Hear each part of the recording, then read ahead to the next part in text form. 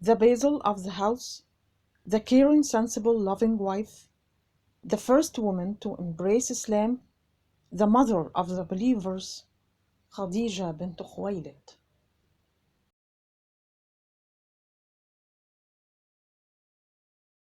Khadijah began to think about that prophet who would be sent to fill the earth with justice, eliminate widespread corruption, bring equality between people, save the oppressed from the oppressor, restore security and tranquility to the house of Allah, and cleanse all evil around it. Her heart was reassured that the mission of that prophet was approaching, that Muhammad had been singled out for this favor, and that he was the sun that entered her house, illuminated it, and then spread to what was around it.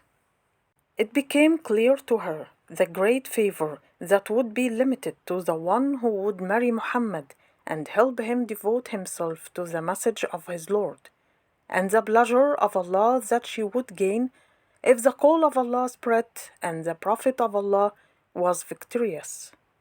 Her money and trade were in disgrace in comparison to this bounty that she would attain if she was destined to be the wife of that prophet.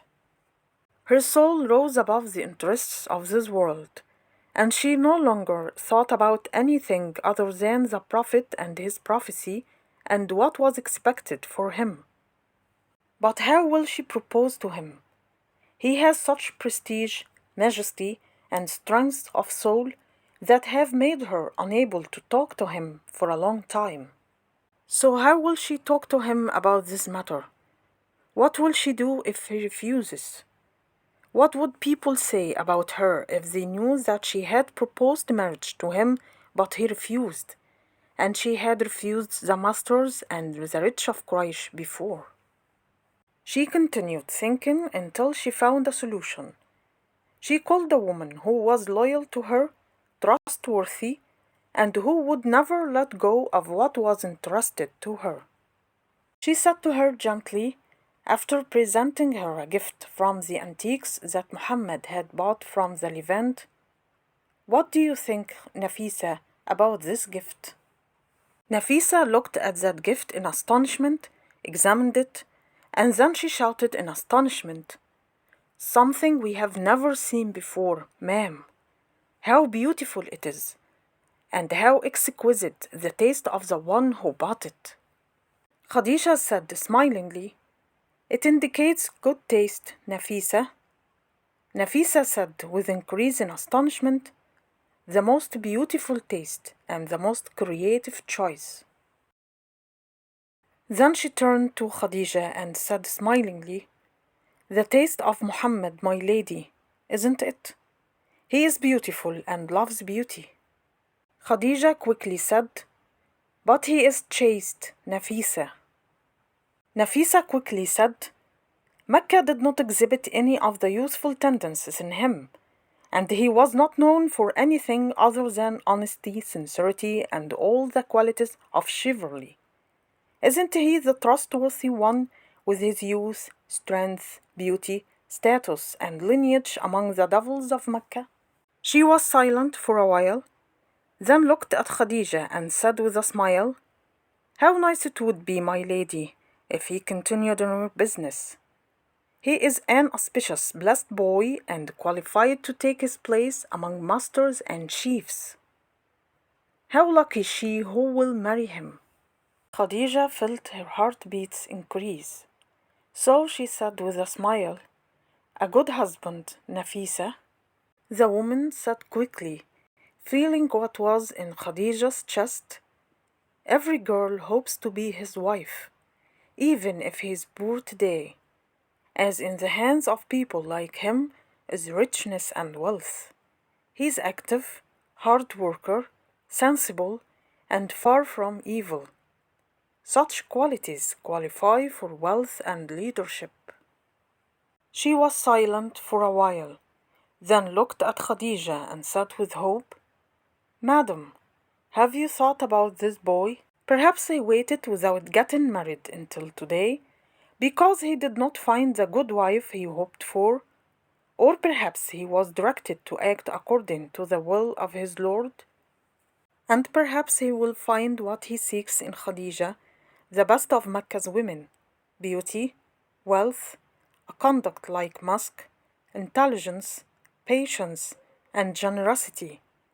What else does he want? The woman was silent for a moment, then said gently, Muhammad, my lady, does not think about marriage as other people do, and his motivation for it is not what motivates them. He has a big heart, and he thinks of a big-hearted wife. Khadijah said quickly, looking far away, Old or young, Nafisa? Nafisa heard, as she understood what was in Khadijah's chest. Muhammad does not care about the age difference, my lady. He only cares about the tender heart and the contented soul. What do you see as a difference between you and him? 15 years? Women are not evaluated by old age or young age, as among them are the young, broken, and withered ones who have lived in old age since they stepped on the earth, and among them are those who retain their beauty and loveliness even if the days went by. She was silent for a moment, then said confidently, I do not think that Muhammad did not think about Khadijah when he saw her. So would we not offer marriage to him secretly? If he accepts, then Allah wills what is good, and if he does not, no one will know, and we will not lose anything. Then Khadijah's breathing increased and looked at Nafisa, examining her with her eyes. Then she said gladly, And who does that, Nafisa? The woman heard happily, I am, my lady. I can do this. Khadijah was pleased, and she agreed that this woman would present the matter to Muhammad. They continued talking until the evening, and Khadijah narrated her visions and described to her the great sun that had entered her house, and told her the interpretation of Waraqah and what Maysara had seen on his journey with Muhammad. Then she told her large figures for the profits of that journey. Nafisa assured her that Muhammad would be the prophet that people talked about.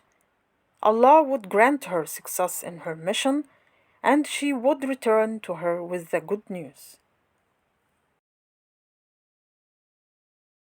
Nafisa went to Muhammad immediately to present the matter to him. But how did she do so? And what was Muhammad's reply? That story will be told in our next episode.